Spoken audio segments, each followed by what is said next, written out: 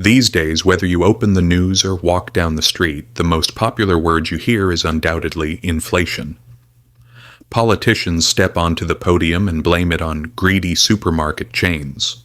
Companies cite global supply crises as an excuse, and economists speak in technical terms like target rates and basis points, as if they were forecasting tomorrow's weather. But amidst all this noise, something is steadily disappearing from your wallet every day. Let's strip inflation of its confusing academic language and face a simple truth. Inflation is your money being able to buy less tomorrow than it can today. That's it. Plain and simple. It's not a price increase. It's a loss of value in your money. Your lira in your wallet, your dollar in the bank, or the euro you've saved is slowly being eroded by time. So, is this a natural phenomenon or a design flaw? The truth is, inflation is not a byproduct of the modern financial system. It is inherent in the way it is constructed. To understand inflation, we first need to look at how it was defined. For centuries, economists defined it clearly. Inflation is an increase in the money supply. That is when the amount of money circulating in the market grows faster than the goods and services being produced. The logic was simple. If a government prints excessive money without backing or banks issue uncontrolled credit, more money chases the same amount of bread or houses. As a result, each banknote becomes less valuable. However, in the 20th century, this definition was cunningly altered. Modern governments began defining inflation as rising consumer prices. This subtle wordplay shifted the blame.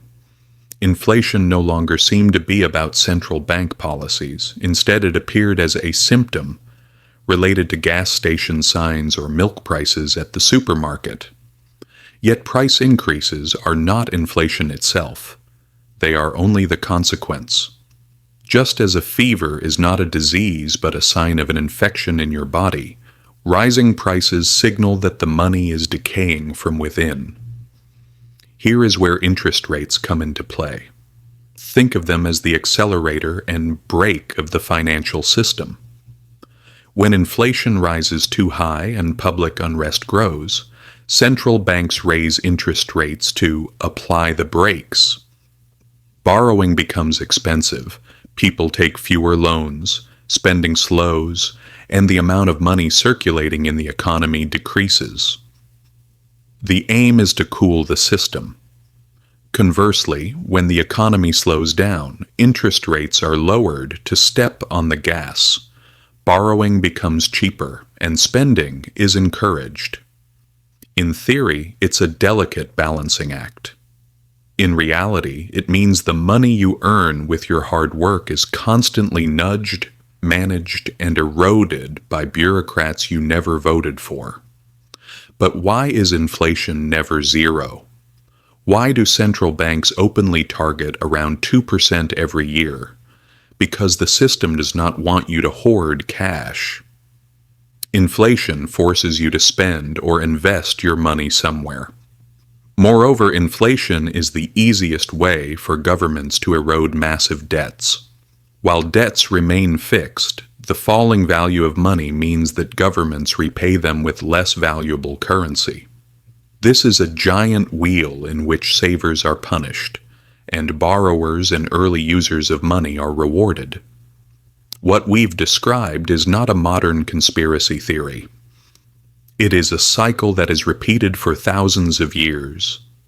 In ancient Rome, the empire's power rested on silver denarius coins. As Rome entered wars and spending increased, emperors found a clever way.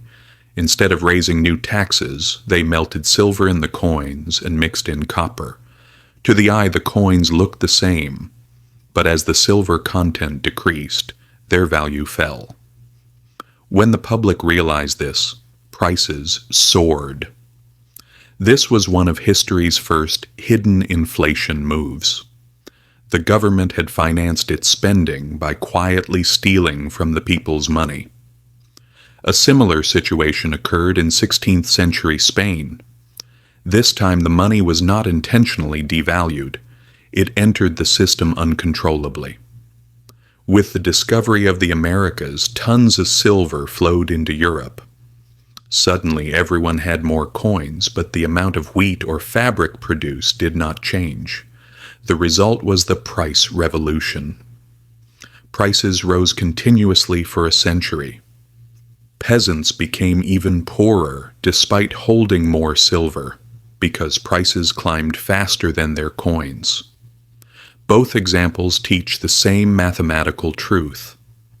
If the money supply grows faster than goods production, that money collapses. Sometimes inflation is not just a leak, but a flood. The most tragic example is Weimar Germany in the 1920s. After World War I, facing unpayable reparations, the German government found the solution in running the printing presses at full speed. The result was one of the greatest social devastations in history.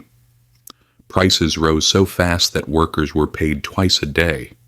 They rushed to the bakery at noon so their salaries wouldn't lose value by evening.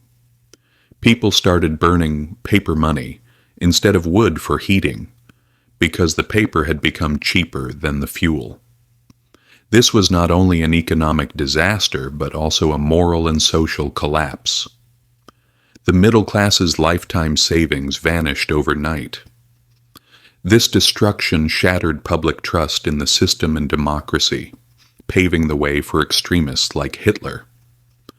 Inflation had corroded the very fabric of society like acid. The foundations of today's system were laid in 1971. Until then, the dollar was tied to gold. For every dollar printed, the Treasury had to have gold in reserve. But President Nixon broke this link. From then on, money no longer had a physical backing, but relied solely on trust in the government. This opened the doors to unlimited money printing. During the 1970s, oil crises and increased money supply created a monster called stagflation. Prices rose while the economy stagnated. For the first time, people realized that no matter how much they worked, the system would make them poorer. The same cycle has continued in Argentina for decades. Governments continuously print money to cover budget deficits, and people lacking trust in their currency hoard dollars. In Zimbabwe in 2008, inflation reached absurd levels. $100 trillion notes were printed, but they could only buy a few eggs. Each of these events shares the same DNA.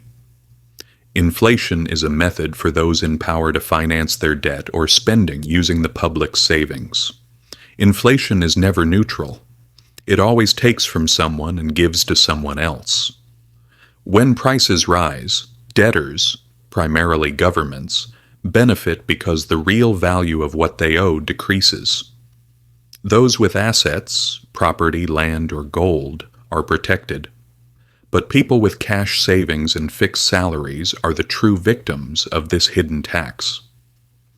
Official Consumer Price Index (CPI) data often fail to fully capture the most painful costs of life, such as housing, energy, and education. This gives authorities the luxury of saying inflation is under control, while the kitchen is on fire. Language is used here to conceal power. What used to mean printing money as inflation is now marketed as price increases due to external factors. Throughout history, humans have sought refuge from this erosion of value in hard assets.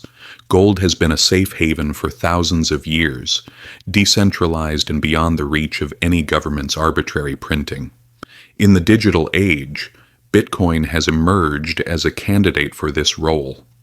Its capped supply of 21 million aims to serve as a shield against the arbitrary decisions of central systems. Governments dislike Bitcoin because they cannot control it or create debt against it.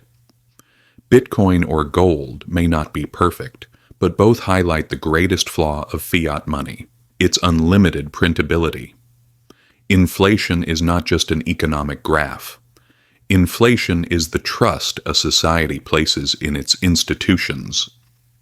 If people do not believe that the money they earn today will hold its value 10 years from now, there will be neither long-term investment nor social stability. Inflation is the silent tearing of the social contract. Today, your money slowly losing value is not a mistake. It is a system choice.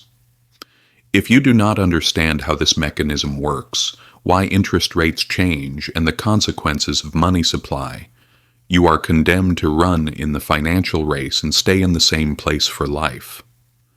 History shows us that when money loses value, it is not just numbers that vanish. It is the sense of justice and the dreams of the future. The world is shaped not by those who talk the most, but by those who plan the best.